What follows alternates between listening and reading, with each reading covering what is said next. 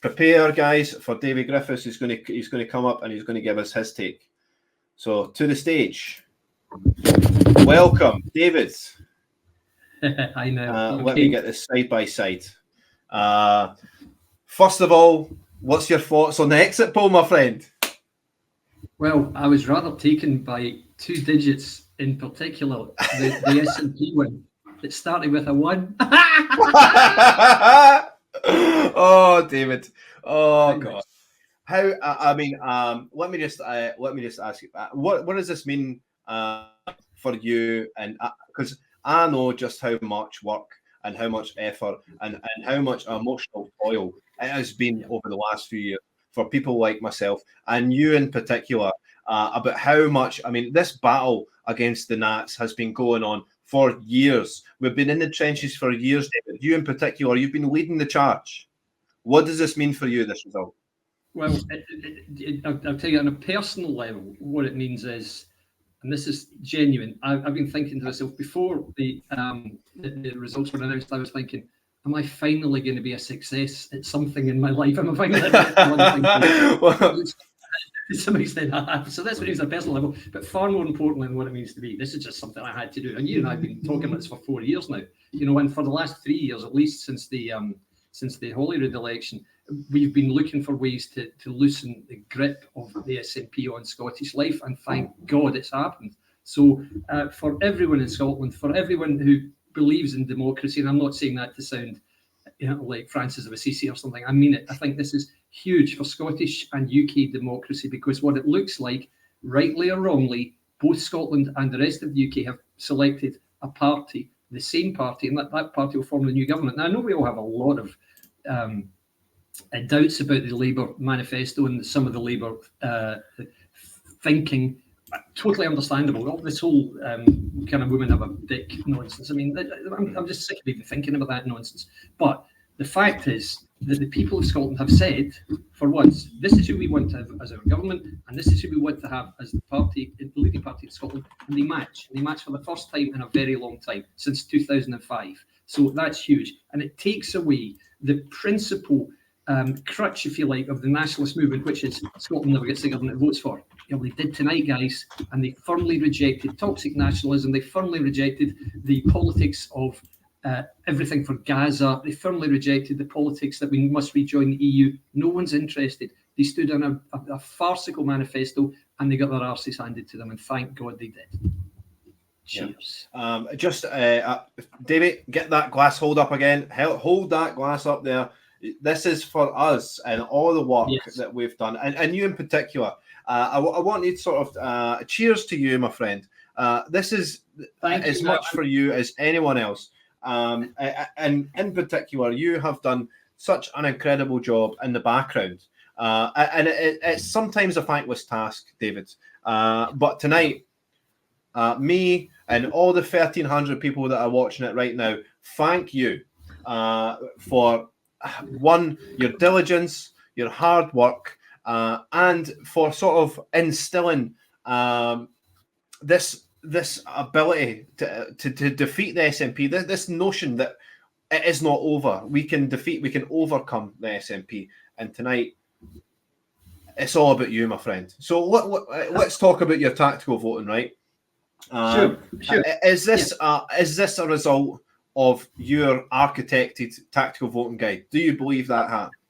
Right. I think to an extent we might see throughout the night very firm evidence that there has been tactical voting to some lesser or greater extent in Scotland. I believe that. I think it can't be overstressed, though. I think what we have seen tonight is a massive swing from both the Conservative Party and from the SNP to Labour. I was looking at it earlier. For Labour to overtake the SNP would have taken a swing of, I think, 13.2%. And it seems like they've done that. Would just be to get level with them, to overtake them. The swing could have been anything. It could have been 20%. We'll get an indication when the first Scottish result comes out, which I think is about 1 o'clock. But I've got a feeling the first predicted Scottish result is Chris Laws and Dundee Central. So who knows? We'll see what the swing is there. But I made a list of 10 SNP seats earlier today, saying if they lose any one of these guys, they're in real trouble. So I said these are the 10 bankers, and that was just me saying these are the 10 seats. If any of which should fall, it will mean that the SNP is going to have an incredibly bad night. maybe these could be the only 10 they get. I don't know. Yeah. It looks like what they're talking about in the telly is they might have lost all of Glasgow, all of Edinburgh, apart from Joe Cherry, maybe certainly most of the central belt, if not all of it. I've been told that the exit poll in the two constituencies closest to me, Central Ayrshire and North Ayrshire, are both showing Labour. So, I mean, what I would see this election, this result, if it's this projected result has shown, is really a lot of people were predicting. Don't worry about it. Conservatives came second last time in 19 seats all over Scotland. They won 6 more. So obviously the Conservatives are going to win this time. And I remember thinking, guys, there's not the slightest chance of that. This Conservative vote is going to tumble just like the Labour vote did last time. And the reason it happened, tactical voting, I think, is part of it. But I think the main reason we're seeing this result tonight is because Labour, thankfully, binned their totally unelectable leader, whereas the Conservative Party fired their very, very electable leader. And I think we're seeing the if you like, the inverse of where we were 5 years ago. Labour up here, Conservatives up here, Labour down here, and all that's happened is that's happened like that. Yeah. It's changed over entirely, just like happened in Scotland between the 2010 election and the 2015 election, when Labour got 41 seats and SNP got 6, and suddenly SNP got 56 and Labour got 1. And that's what happens if people are angry and disaffected with the government. They'll tough them out. That's what they do, and so that's why I'm not too worried about Labour coming in, because if they are a disaster, they'll just get chucked out again. And we've seen that for an 80-seat majority government to be thrown out and summarily thrown out with an even bigger majority 5 years later. That just shows no government can ever think, oh, we're winning now, so we're fine. So I think there's been a lot of factors. There have been a lot of factors involved here, I think, now. But listen, what I've got to say on behalf of the 13 people watching, don't you ever underestimate what you did, pal, because all of the stunts you pulled, all of the stuff you've said, you're always there, you're always strong, you're not always right as far as I'm concerned, but you know, we never argue. No one's always right, David, especially not me, my friend. This is the interesting thing. Niall and I have been buddies and colleagues for 4 years, and he is a very fiery character, everyone, but he and I have remained resolute throughout this. Even if we disagree, we're still pals, and we're still broadly, in fact, fundamentally on the same side with the same objectives. We wanted to get the SNP out because until that happened, nothing was going to change for the good in Scottish life and Scottish politics. Now we have a chance. And now, really, as somebody's just said to me, the work's only just started. We've got to get them out of Holyrood as well. The reform, you know my views on reforms latter the rise to prominence in Scotland. I felt it was ill-timed, as you know. Now I don't. Now I will not be saying anything unpleasant or derogatory or critical about reform, because they are going to have a major role to play in Holyrood in 2026, and that's without question. So it's just the start rather than the end, really. This is the start of getting back to normality in Scottish politics, getting rid of this appalling shower who are trying to break up the country on a fictional premise. We can't do politics like this anymore. You can't vote for people who would say, I tell you what, let's scrap income tax and then the government will have more money, or something ridiculous. So that was just the level of debate they come up with. You know, if we give everything free, then we'll all be richer.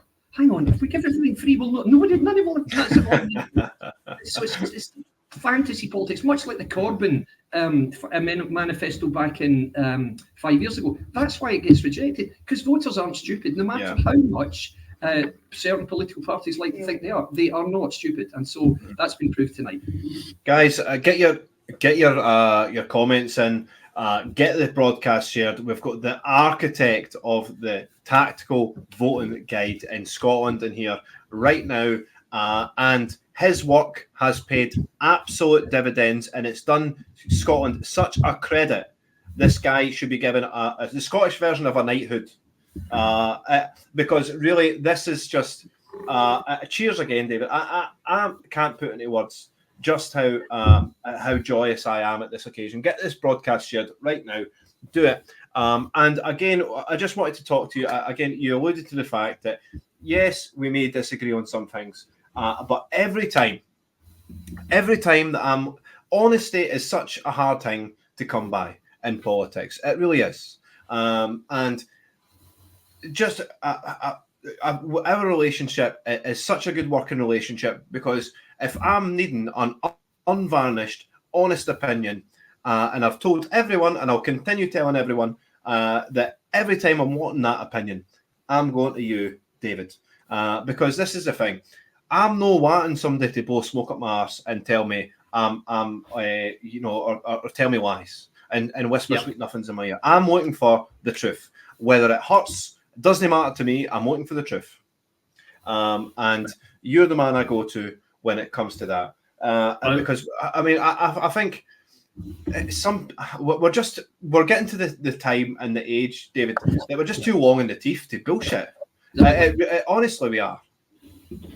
Agreed. And listen, those words mean an awful lot to me, because I know you've been through a lot, buddy, and you've had a great deal of happiness and joy, and I know I was one of the people you shared that news with very early on, of which I was very proud. But no, I think you've worked very hard. You've clearly got a major role to play in what we're going to do in future in Scotland. I mean, you're a big figure in the Scottish political landscape now, and I think you can do whatever you want to, really, pal. So I would just think about it over the next few weeks and months and just decide what role you want to play. But, you know, nobody, I think, has been more instrumental in terms of getting our side noticed than you have. So there you go. So we better stop saying nice things about it. You're going to make me blush, David, but the thing is, there's two sides to the same coin, right? You take the more analytical approach, which is, no, we need to promote XYZ in certain seats, and you're very mathematical, you're very statistical orientated, whereas me, I'm more like a sledgehammer, where I'm saying actually there's two sides to this. We can promote one side, but we can also smash down the reputation of the SNP, and that's what I've been focused on all this time, because not everyone agrees. I mean, you'll see in the tactical voting that you'll have seen across yourself, people, I can't in good conscience vote for Labour. I can't in good conscience vote for the Tories or espouse this tactical voting guide. But in tandem with that, I've just been smashing the SNP's reputation into the ground over and over and over again, because this is what needs to be done. There's two sides to play the game. We either diminish their vote or we try to promote another. But why not do both? Exactly. And this is, I feel that this is a sort of, this is just like the working of both. This is me both smashing down the reputation and you promoting the best tactics in order to remove the SNP.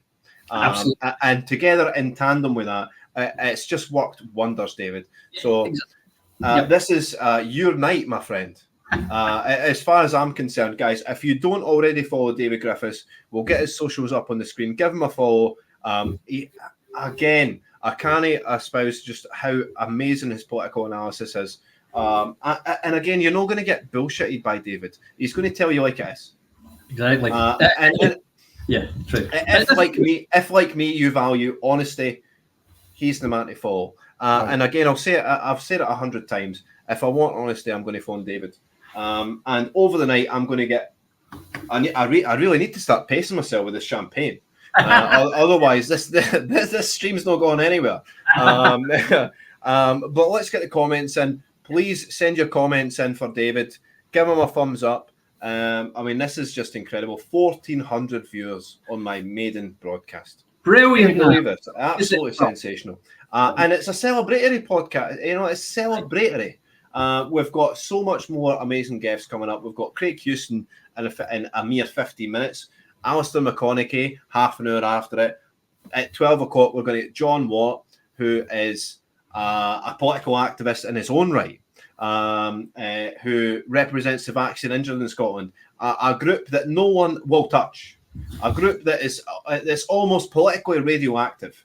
Yeah. They're not radioactive to me because I believe in giving everyone their voice.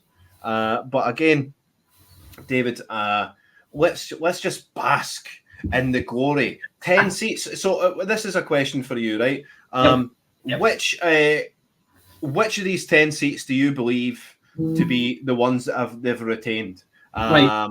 That is, I think, the key question that we're all wondering. I would say the most likely ones to have been retained, oddly, are ones like Kirsty Blackman, I think, Stephen Flynn, Pete Wishart, probably Drew Hendry,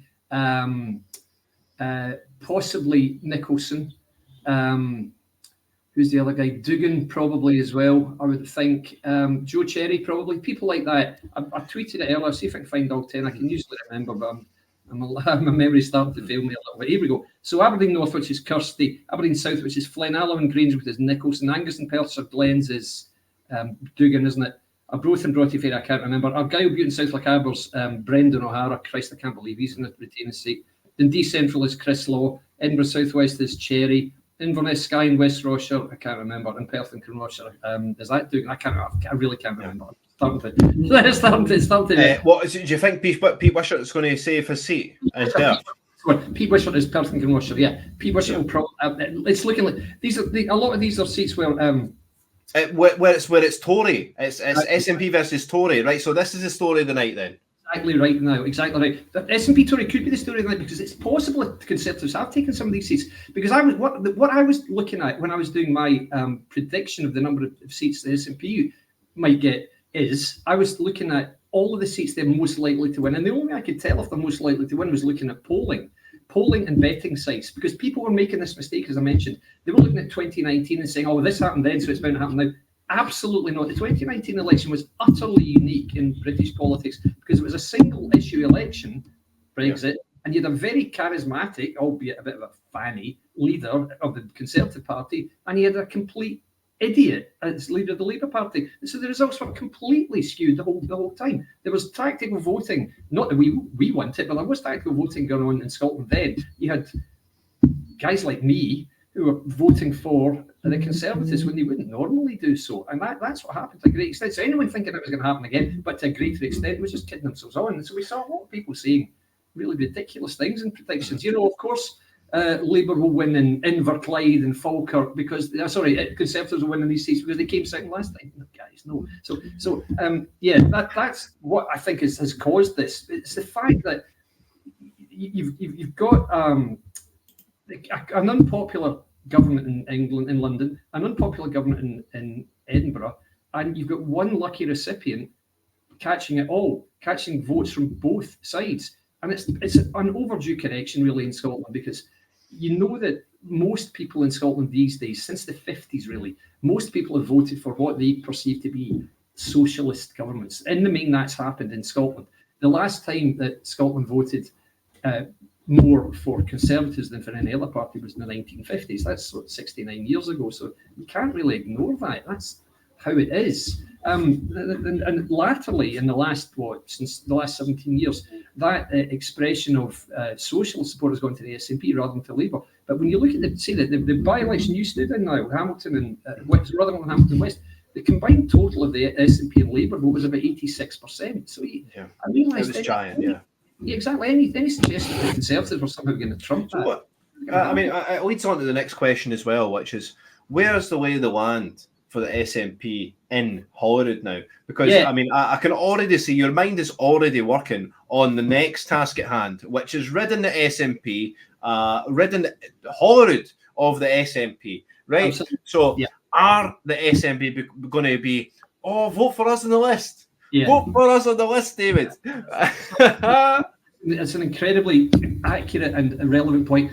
Remember that the 2021 election where Niall and I both stood for the same party, we stood as list candidates for a party that was put up list candidates only.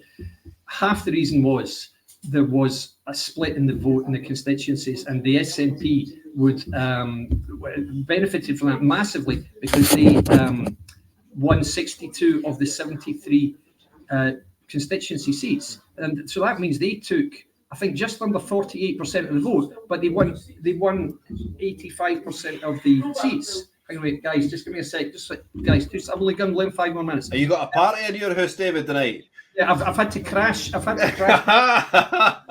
It's a really prosaic reason why. I'm getting Sky set up in another of the properties that I've bought, and it got cut off today. So I was on the Majority podcast last night, and they said, we'll cut you off sometime today, and then tomorrow we'll set your new one up. 9:05 this morning, the bastards cut me off. Oh, thanks, guys. So I had to come here to be able to do this stuff. Anyway, I really appreciate being able to do this, guys. Thank you. Holyrood, really, really key point. The SNP certainly won't win 62 constituency seats out of 73 in Holyrood in 2 years' time, not a chance. So their whole approach is going to have to change. We know that in the last Holyrood election, the bulk of the tactical voting which did take place, believe me, was between the SNP and the Greens, because the SNP took 1.2 million constituency votes, but only 1 million list votes, whereas the Greens took next to no constituency vote. Oh, and would you believe it, 200,000 list votes. And the reason for that, Niall, as you know, is because 200,000 votes on the list for the Greens got them 8 seats, whereas 1 million votes on the list for the SNP got them 2 seats. And that's why you've got these 8 Muppets masquerading as Green people who are really nationalists. It was to get more nationalist MSPs elected. Now, of course, the Trouble in Paradise, they've all fallen out, so that tactic's out the window. Are the SNP going to work with Alba? Not a chance. Alba won't work with the SNP any more than Farage will work with the Conservatives. So they're going to have to come up with something very, very different. So it's likely that the SNP will probably win the same ratio of seats in the constituencies as they have done tonight in Scotland, which is what, about 16%, 16%, 10 or 57. So about that. Which means they're going to have to, if they think they're going to get any kind of decent representation, they're going to have to flood the list. And it's more difficult to get lots of seats in the list. It's very easy to get seats in constituencies. All you have to do is 1 against 1, win, boom. You can do that with 48% of the vote. But their vote share is going to be down at about, I don't think it will even be 30% tonight.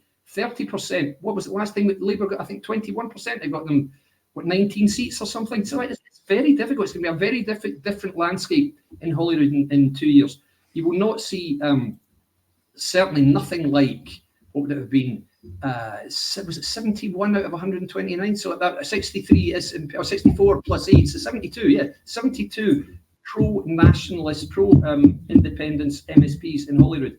That ain't going to happen, guys. So it is going to be a real free-for-all, if you like. Reform will be a massive factor. Conservatives, well, at least they're going to be reliant on the list. Yes. So do you think Reform is going to swallow up the Tory vote here in Scotland? It's possible. I mean, I think what we have seen over the last 2 weeks especially is an awful lot of people from nothing deciding we're going to vote Reform. And the number of people that we've spoken to that might... Yeah, of course. Contemporaries have spoken to, the number of people saying that is it's staggering. And one of my closest pal, John, you and I played golf with John down here, he's the guy who got me into being anti-SNP in the first place. He spoke to his mum today, and she lives on her own now. And he said, "Where did you vote? What did you vote? How did you vote? Have you voted?" She said, "Oh yeah, you voted Labour then." "Oh no, I voted Reform." What? See, they're sort of connecting to people in a different way. I mean, how long? I mean, when was it that you knew a party that came from nowhere to starting to connect with to people on such a visceral level that it's just gone? I mean, it's just unheard of, David. You're right. And it's a key word, visceral. It's not just on an intellectual level. I'm not thinking these guys are the ideas for the future to get the economy thrusting forward. It's not that at all. Their main thing is, how about when we're overcrowded already and our public services can't meet the demand, how about we stop unlimited, unfettered immigration, particularly illegal immigration? How's that for an idea? And how about stop pretending that women have cocks? How's that for another idea? And everyone's going, I can't say I disagree with that. And if other parties do keep putting forth those ridiculous propositions that, all immigration is good, no matter who it is, which is just laughable, and that women or men can have cervixes. But do you know what, guys? You're not going to get people's voting for you much longer if you carry on with that charade. And the whole thing about women's safe spaces, you and I went to the protest outside Holyrood, and we also went on the protest in George Square. And these people just saying, look, we're women. We need spaces for ourselves. We need a certain level of protection, David. I mean, for a woman in a hospital to demand that they be treated like a woman doctor is totally fine. Exactly. And it's their right. Exactly. And that does not make these people transphobes or witches or anything. No, it doesn't. And that's why Reform have come in at a very, very base level and said, well, we'll stop all this crap. And people said, right, in that case, we'll vote for you. And that's what's happened. If they can carry on, if they can continue to make ground, and if they can avoid controversy, and if they can maybe, dare I say it, use a little bit more due diligence before they make rushed, hurried appointments of potential parliamentarians, then I think they can do well. But they've had an amazing rise. The last 2 weeks in Scotland, it stalled. I had to help stall it. I made no bones about it. I had to, because I could see a situation where a lot of people were going to start voting Reform, and that would have taken votes away from the Conservatives. And if the SNP if the vote hadn't fallen so much, that could have made the difference between the SNP being the largest party in Scotland, or else Labour being the largest party in Scotland. And I could not take the risk. And I didn't fall out with anybody about this, apart from a few reform guys that get saying, no, you got to vote reform guys, I'm going to have to take you off my timeline for now, I'm sorry. But I mean, our colleague, Linda Holt's the same. She said, yes. I would vote reform. And her husband, James, lovely, very great guy. Exactly. Great guitarist as well. Exactly. He said, he said, I voted reform. If I hadn't voted reform, I'd have voted Alba. Oh, wow, okay. And this is because these people are appealing to voters on, as you say, official. These people feel it. They don't think, hang on a minute, that will mean a 1.2% growth in GDP. People don't think like that when they vote. They think, hang on, who's actually telling me the truth here? Who's saying something that I believe in? And the number of people in my time, like people I respect a lot, saying, I can't vote for these people. I cannot vote for somebody who tells me in all seriousness that a woman can have a penis. I'm not going to do it. Okay, I'm not doing it. Okay, I can't argue with that, to be honest. But luckily, blessedly, I've been able to persuade a lot of people to vote for a party who's had a little bit of an ambivalent record on that sort of stuff. What I have. So, but I mean, I just hope. Again, David, this is your night, my friend. All your hard work, and although we disagree on a lot of things, well, no, maybe not a lot of things, but certain things, we maybe disagree on what shot to take on a par 3. You're weighing up, and I'm just going for the pin. This again, I can't thank you enough. And again, Scotland thanks you. This is the thing. It's not just me thanking you. Guys, get your thanks in the comments right now. If it wasn't for David Griffiths constructing and architecting this tactical voting guide that everyone has been espousing, that everyone's been pushing, we would not have the result we would have tonight. It really wouldn't happen.